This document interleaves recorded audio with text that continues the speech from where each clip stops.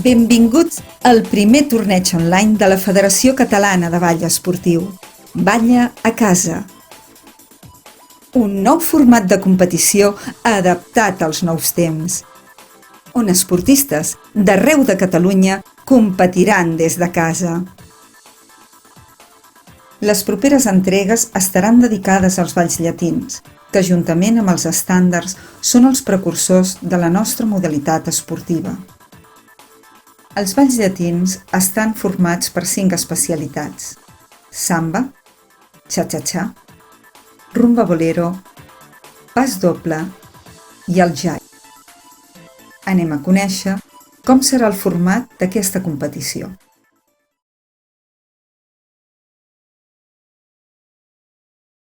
Hola Eva, avui anirem alternant 4 dels 5 balls llatins que coneixem i de la mateixa manera que poden ser ballats en parella o en grup, com és el cas del ball sincronitzat, també trobem la modalitat de solo, que és de la qual gaudirem a continuació.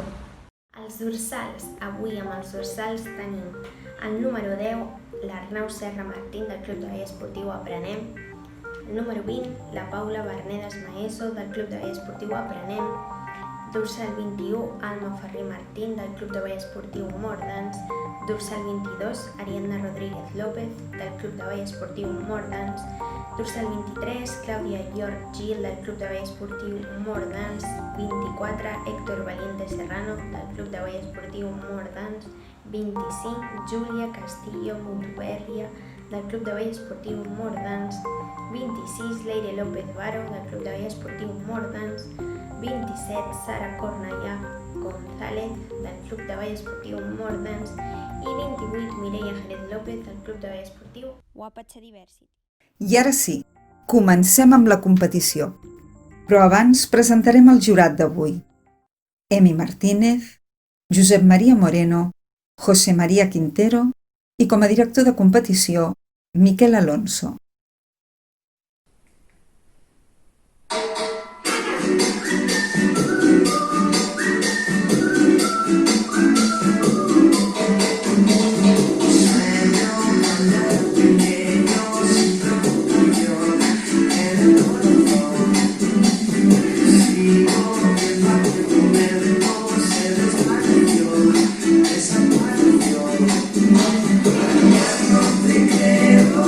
No te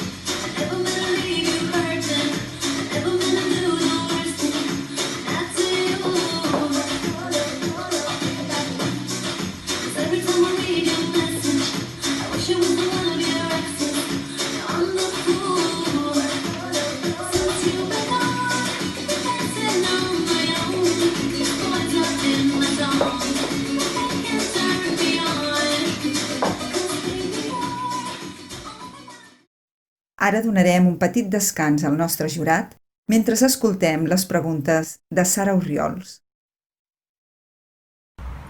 I en uns segons tindrem amb nosaltres la Mar, una de les representants del Club de Ball Esportiu Mordans, amb la qual hem tingut el plaer de compartir dues preguntes. Com a club, com heu rebut la iniciativa d'aquest primer torneig? Desde el Club de Baile Deportivo Mordans hemos recibido esta propuesta e iniciativa de hacer un torneo de baile en casa como algo muy bueno, ya que creemos que puede ayudar muchísimo a que los deportistas y bailarines estén motivados y sigan trabajando y sigan esforzándose por mejorar y por seguir haciendo lo que más les gusta.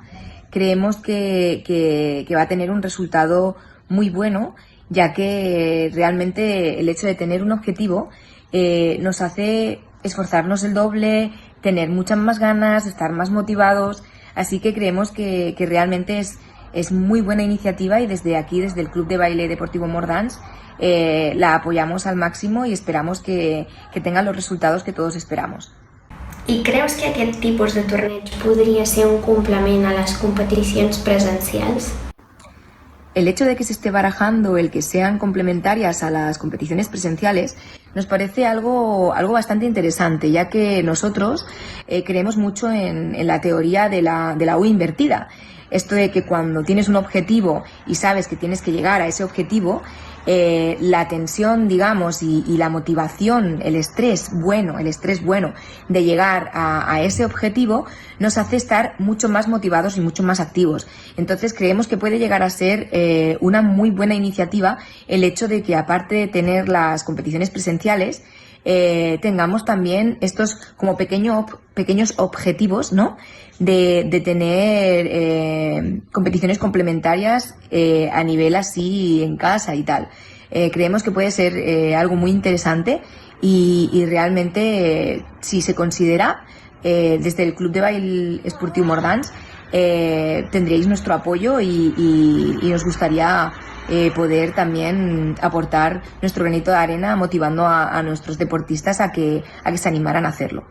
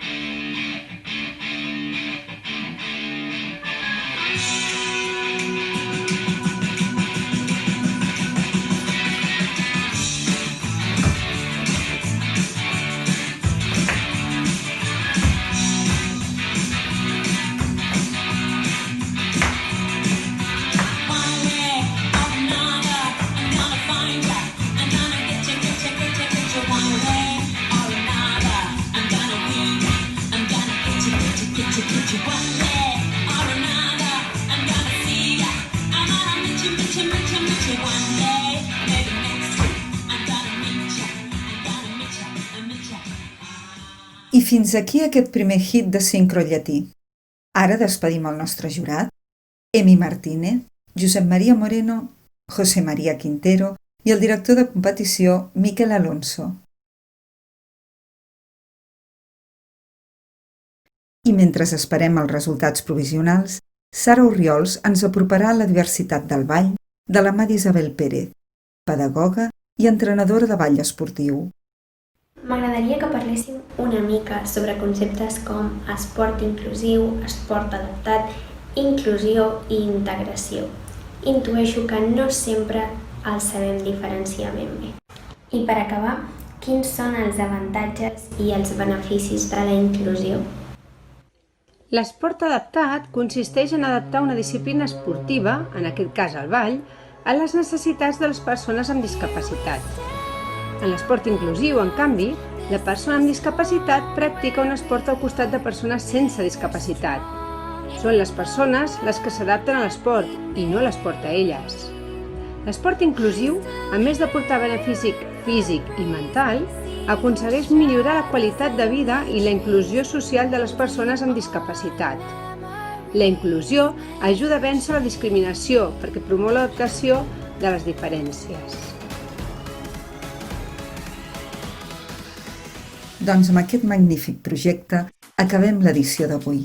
Desitgem que hagin gaudit d'aquesta magnífica competició i els esperem a la propera entrega. A continuació, els resultats provisionals.